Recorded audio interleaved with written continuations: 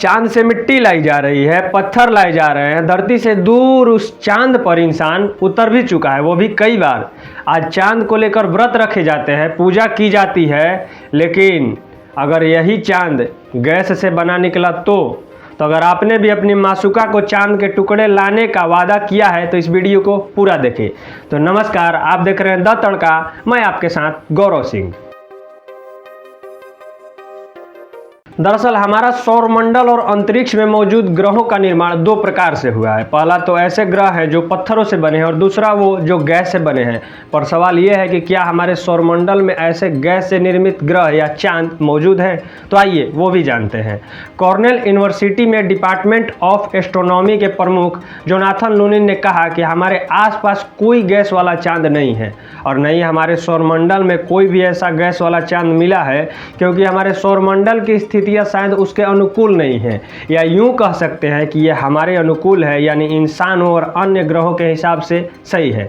Jonathan ने यह भी बताया कि गैस से बने चांद का निर्माण उसके आसपास मौजूद तापमान, उसके वजन और अन्य अंतरिक्षीय तकनीकों पर निर्भर करता है, जैसे किसी आसपास के ग्रह या वस्तु की गुरुत्वाकर्षण शक्ति, या ये मान लीजिए कि हमारे पथरीले चांद को बदलकर हाइड्रोजन गैस के चांद में बदल दिया जाए। फिर क्या होगा? हाइड्रोजन गैस तो पत्थरों से कम घनत्व की होती है, यानी उसी समय हमारा चांद बड़ा होकर धरती के आकार का हो जाएगा, यानी वो गुब्बारे की तरह फूल जाएगा। लेकिन यहाँ पर सिर्फ आकार ही मायने नहीं रखता, उसका तापमान भी असरदार होता है। अगर हम अभी वाले पथरीले चांद को लें तो उसके चारों तरफ हाइड्रोजन का वायुमंडल बना दे तो हमें ये पता चलता है कि हाइड्रोजन वायुमंडल थर्मल प्रभावों यानी अलग अलग तरह की गर्मी की वजह से तत्काल खत्म हो जाएगी। यानी जितना ज़्यादा सूरज गर्म होगा उतना जल्दी ही हाइड्रोजन गैस भाप बनकर उड़ जाएगी। अगर गैस वाला चांद धरती के आकार का होता तो क्या होता? पहली बात तो ये कि उस चांद के आसपास का तापमान बेहद कम होता।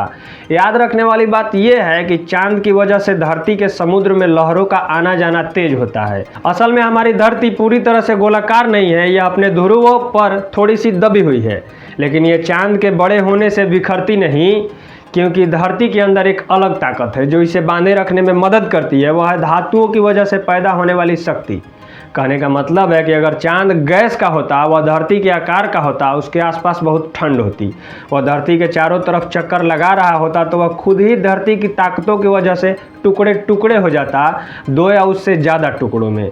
अब सवाल ये उठ रहा है कि क्या गैस वाले चांद अंतरिक्ष में कहीं मौजूद हैं? अभी तक इंसानों ने ऐसे किसी चांद को तो खोजा नहीं है जो गैसों से बना हो और अपने होस्ट ग्रह के चारों तरफ चक्कर लगा रहा हो। अब सवाल ये उठ रहा होगा आपके मन में कि क्या गैस वाले चांद अंतरिक्ष में कहीं मौजूद हैं भी? अभी तक तो इंसानों ने ऐसे किसी चांद को नहीं खोजा है जो गैस से बना हो और अपनी होस्ट ग्रह के चारों तरफ चक्कर लगा रहा हो।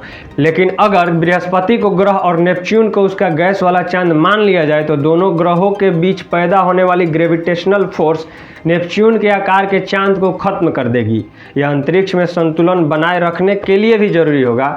तो चलिए, हमारा चांद तो गैस का बना हुआ नहीं है और हम अपनी मासूका को चांद का टुकड़ा गिफ्ट कर सकते हैं। मैं गौरव सिंह आपसे विदा लेता हूं। पूरा वीडियो देखने के लिए धन्यवाद। मिलेंगे अगले वीडियो में ऐसे ही किसी रोचक जानकारी के साथ। तब तक के लिए नमस्कार।